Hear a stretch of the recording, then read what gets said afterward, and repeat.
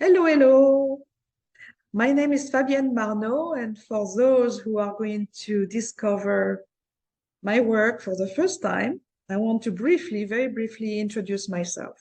If you want more information, you can absolutely go to my website, fabiennemarneau.com, and then you'll have all the information you need to find out who I am, where I'm coming from. Obviously from France, the accent is not faked.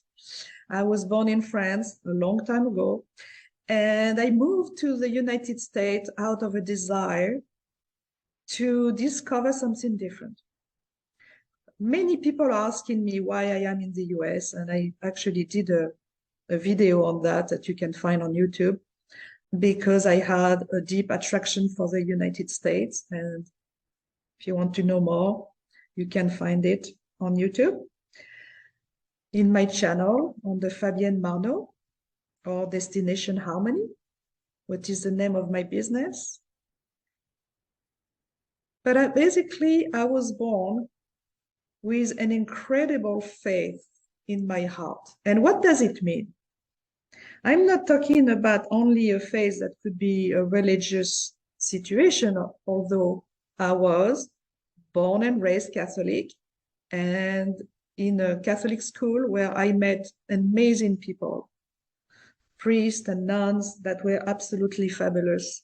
I only had good encounter with them.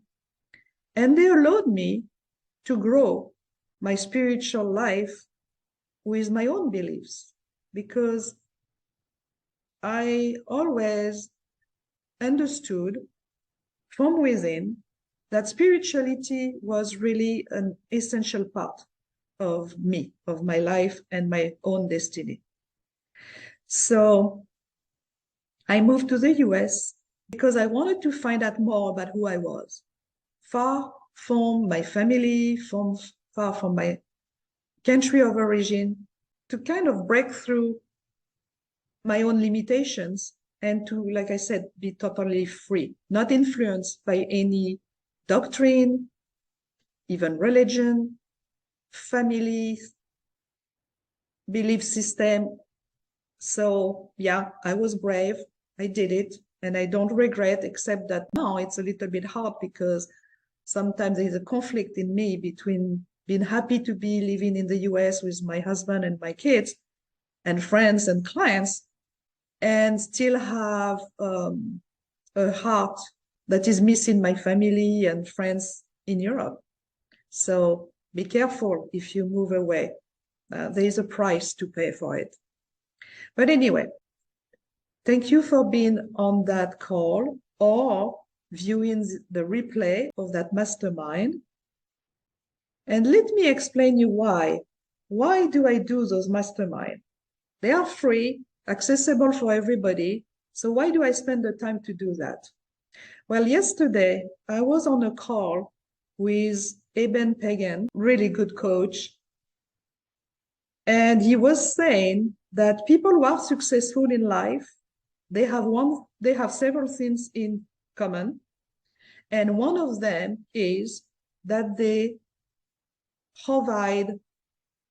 contribute to others without any expectation in return. They put on their calendar every day to give. So if they are a writer, they'll write an article. If they have a good voice, they'll maybe do a podcast. Whatever they are doing that is natural to them, they do. Of course, when we have a family, we have many opportunities to be generous and to give. But we can also give to perfect strangers.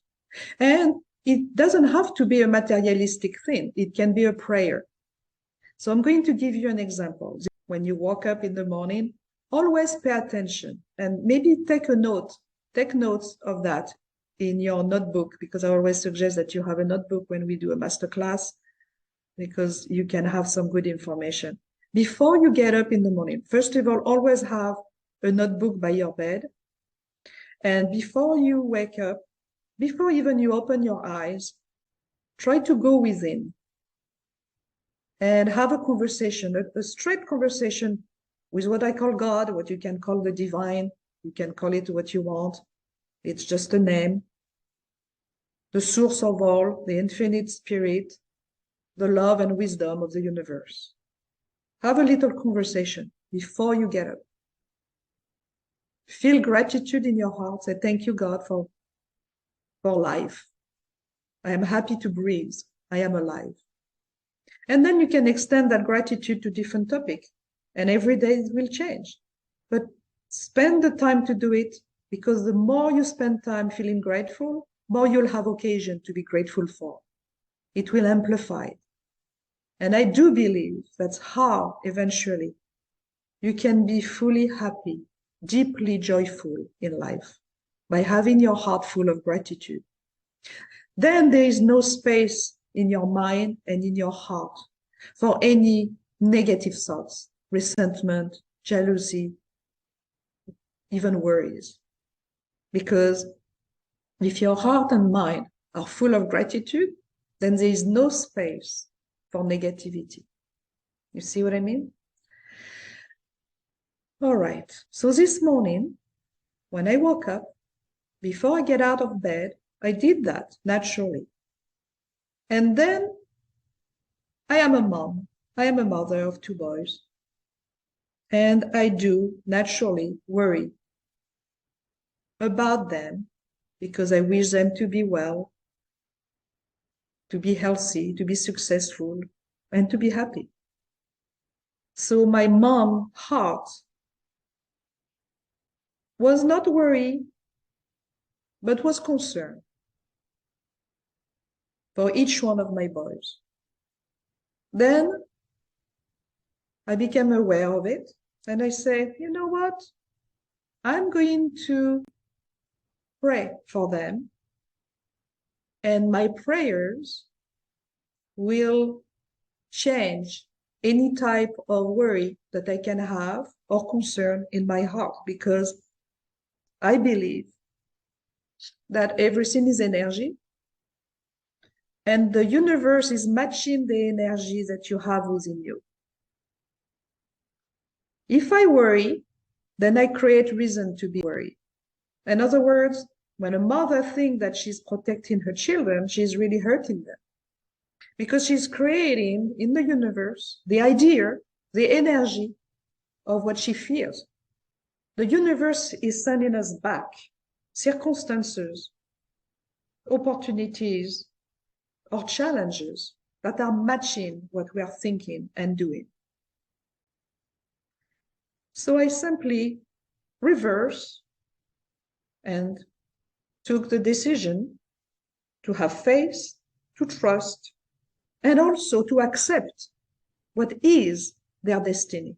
Because you see, our destiny is not done of only joyful things.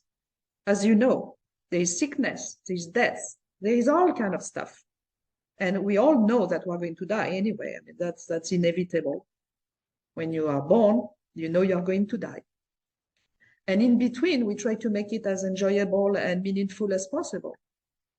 But we have to accept our destiny also. It's our job to make our destiny, but to also accept our faith. Because there is a part that is already predestined by our agreement, by what we decided that we were going to accomplish in this life. So by giving it back to the divine, it's accepting. That's what we say, God will, right? People say God will, inshallah. It's a beautiful say, because then it's not only up to us, it's accepting the consequences of our karma, our dharma, and life in general. It's not being passive, because we always have, and even to be able to be at that level of acceptance, faith, and trust, and love is extremely, it's work. So it's simple, very simple. It doesn't have to be complicated. It is very simple. And we can achieve that by using our free will, but it's our awareness that is helping us doing that. You see, if I was not aware of it this morning, I would have kept thinking about the concern I have that are different for each one of my boys. right? But I decided to cast it and to transcend it and to give it back to the Creator. So I did a prayer. And then I felt that I needed to do a prayer for all the kids of the world, not just my children, but every one of us, because we all are brothers and sisters and children of the Creator. So then I extended my prayer. And then I got up.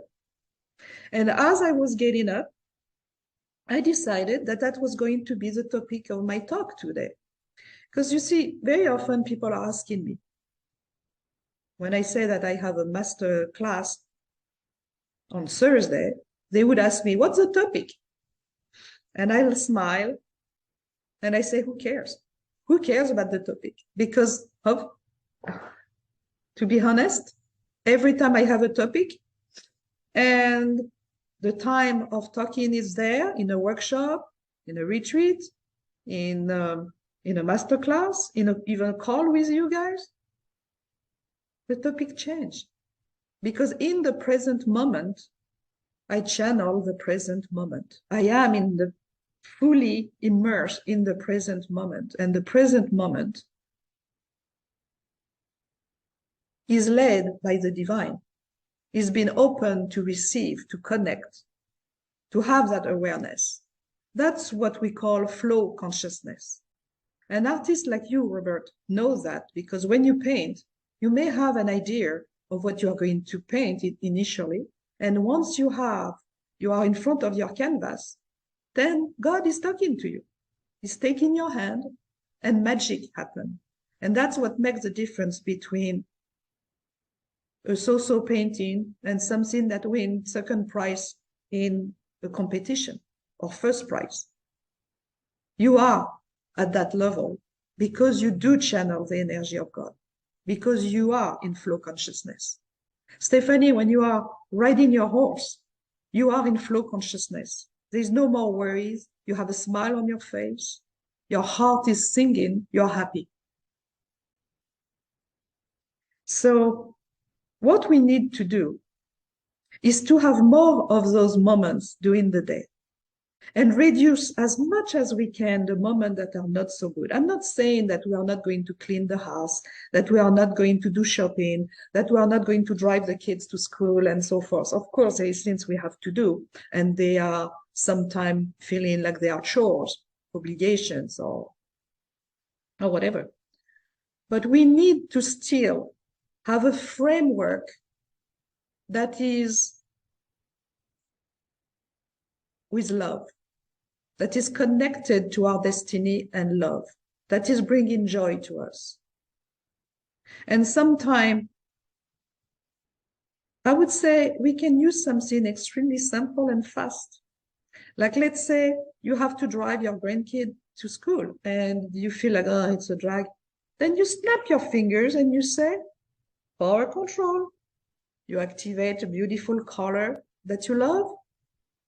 And you decide that you switch your mind. You're not going to feel anymore that what you are experiencing is a chore or a burden. You decide to say, yes, I am present, I am doing it, and I'm happy about it.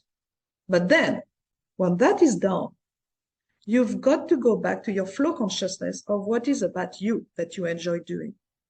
It may be cooking a meal for, if you have, well, everybody needs eventually to feed themselves. But if you have a family or if you take care of somebody, then let's say you're going to put a meal on the table. That is artistic. That is full of love. But if, let's say, you don't enjoy anymore cooking, then try to reduce that chore and increase the things you love to do. And by doing that, you're going to generate an amazing energy around you, and you'll attract more occasion to experience that same matching energy. It's a frequency, okay? And that's a natural attunement of your energy flow. You'll never see an athlete at any level not having a coach, right?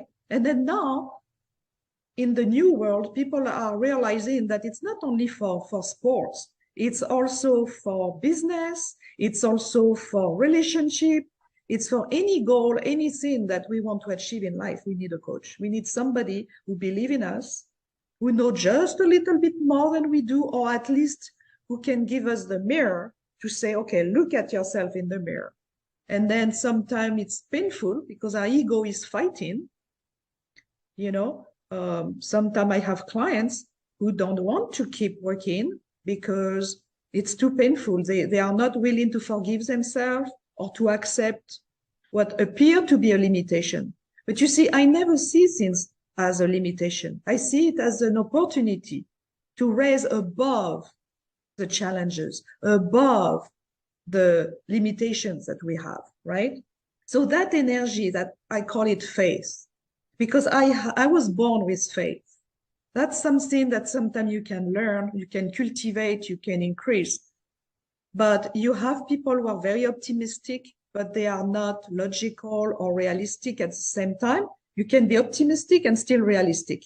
I think I'm a good combination of that because I have vision, I have faith, but I am also very practical and realistic, I think, because like I said, sometimes at the opposite, I see people who say, affirm they have a dream or they want to do something, but it's not at all congruent with what they show as being in their plate in the present moment. I'm going to give you an example. If you are an athlete and you tell me you want to run well, you're not an athlete, you're just somebody who say, I want to run a marathon. Great. Of course it's possible. You have elderly people, handicapped people, you have all kinds of people who can do that.